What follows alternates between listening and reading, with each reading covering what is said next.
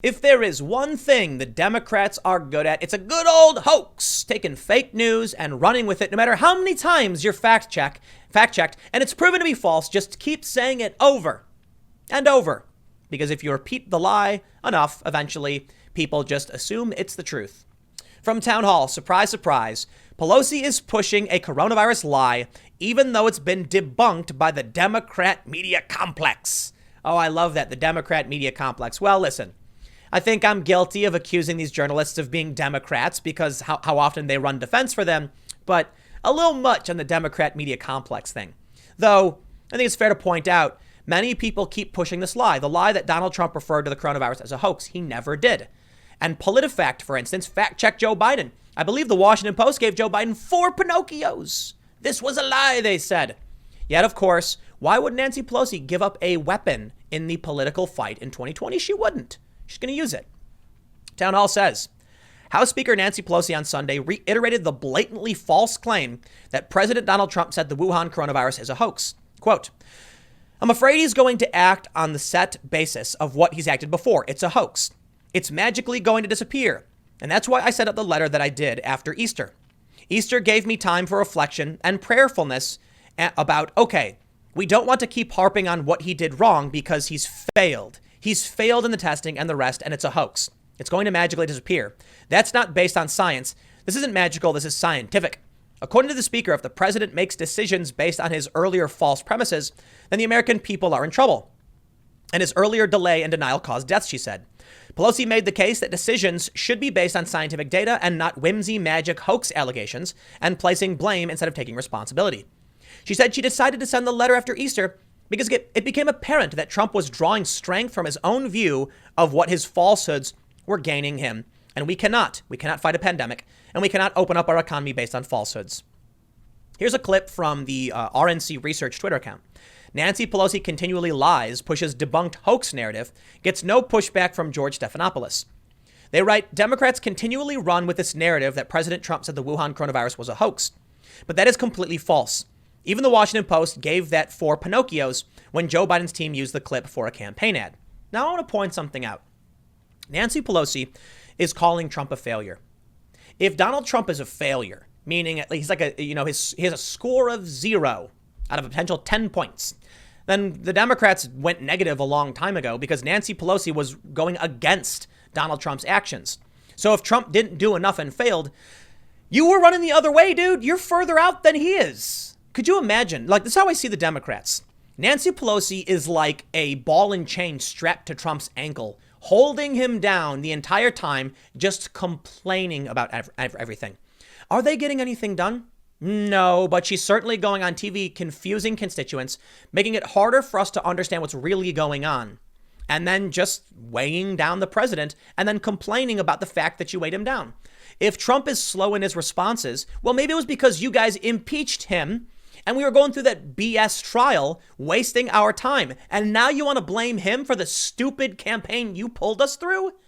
They are literally just bricks in Trump's pockets as he's trying to walk, and he can't get rid of them. So we have this. We know that Washington Post gave him 4 Pinocchios. But I bring you now to a sort of an addendum on the main segment I did for my channel, youtube.com/Timcast. If you haven't seen it, go check it out. It's my other channel. You can subscribe. Here's what they write.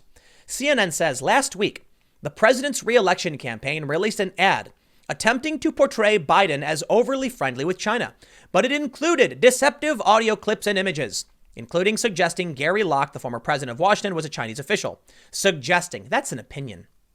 The Trump campaign has also tried to make issue with Biden's son, Hunter, and his business dealings with China. Joe Biden launched his presidential campaign with a lie, the very fine people hoax. Donald Trump specifically said that there were very fine people on both sides, and I am not talking about, the alt-right or whatever the quote is. He says those people should be condemned totally. Well, I think the context of what Trump was saying was clear, that there were some regular Americans who didn't want the statue torn down in Charlottesville, and some other people were nasty people, and he said condemn them totally. Yet Joe Biden runs with the hoax by stringing different quotes from Trump together. Now I'm going to go back and talk about that Democrat media complex comment. There's a reason I pointed it out. It's because of this. PolitiFact says about Donald Trump's very fine people hoax. We have this fact check in context. Donald Trump's very fine people on both sides. Could they have just said false? Trump did not refer to these people as very fine people. They mentioned that, look, on April 25th, 2019, Joe Biden declared his candidacy for the Democratic nomination and the presidency by recalling the events of Charlottesville and Trump's comments. With those words, the president of the United States assigned a moral equivalence between those spreading hate and those with the courage to stand against it. False. Plain and simple. Donald Trump said some people didn't want a statue torn down. That has nothing to do with standing against hate. That has to do with people saying respect our traditions, respect our history. You can argue it's hateful, but it's not a group of people targeting race. There were people there who were, and Trump condemned them. And PolitiFact's response was very, very obvious. Full context is needed. Thank you, PolitiFact, for not saying true, I guess. You could have just said false. Joe Biden was wrong and launched his campaign on an out-of-context statement. False. Trump didn't say this. Instead, what do we get? Full context is needed. That's right. When you look this up on the internet, it's on Google, it says fact check : full context needed. So the average person doesn't just see that it's false. There was one thing the PolitiFact did a long time ago. It was really funny. Bernie Sanders said something about youth unemployment in the black community. And they said it was mostly true. Well, Bernie Sanders isn't completely correct. It's mostly true. Donald Trump said basically the exact same thing, and they said mostly false. Well, some of this is true. It's not entirely correct. That's how framing works. So Nancy Pelosi can come out and lie. And what happens? Or let me put it this way. Bernie Sanders and Trump can say the exact same thing, and you get it. Donald Trump gets the negative. Bernie Sanders gets the positive. Up until Bernie Sanders tries to become the president, because then the Democrat media complex, as it was referred, I'm saying that facetiously, by the way, will come out and try to annihilate him. This is a piece for Real Clear Politics by Michael Tracy. How Sanders was Russiagated out of the 2020 race. Michael writes, just about 6 weeks ago, before the coronavirus consumed every aspect of American social and political life, Bernie Sanders appeared well positioned to win the Democratic presidential nomination.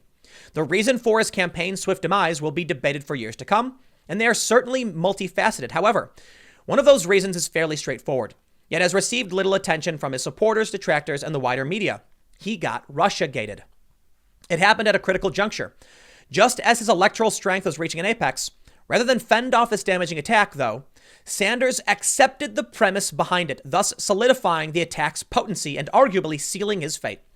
Of course, to even turn the neologism Russiagate into a verb is a bit of a farce, but that owes to the general farcical nature of Russiagate, a political virus that has infected the U.S. body politic for 4 years now, before being superseded, at least temporarily, by the current biological virus outbreak. Basically, I say at 4:16, Michael says, Eastern time on February 21st, word leaked to the Washington Post that Russia was trying to help the Sanders campaign. You see, the media, they play this up. Hoaxes, lies, misleading, and, so if you want to call it the Democratic media complex, I think it's funny. I wouldn't, but I get it. They destroyed Bernie Sanders. And Bernie Sanders was weak. It's his own fault, to be honest. And that's kind of the point. By accepting the premise of this narrative, you embolden it. Trump, for instance, just rejected it. And so did his supporters, saying, get out of here with this stuff. Bernie was like, oh, no. Here's what Michael says. The resulting article was thinly sourced, inflammatory, and played into the most sinister perceptions of what Sanders might be up to. So, of course, it rocketed with warp speed across the entire media ecosystem.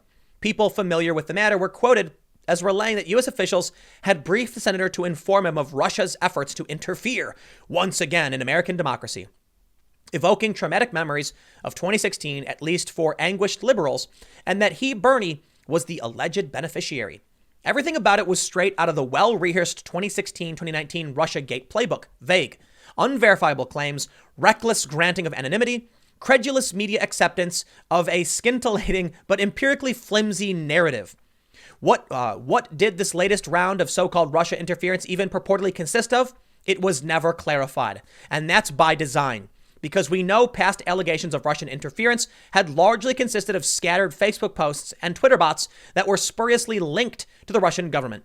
Virtually zero accountability was ever imposed on the innumerable political and media actors who were responsible for propagating evidence-free Russia hysteria as it related to Donald Trump.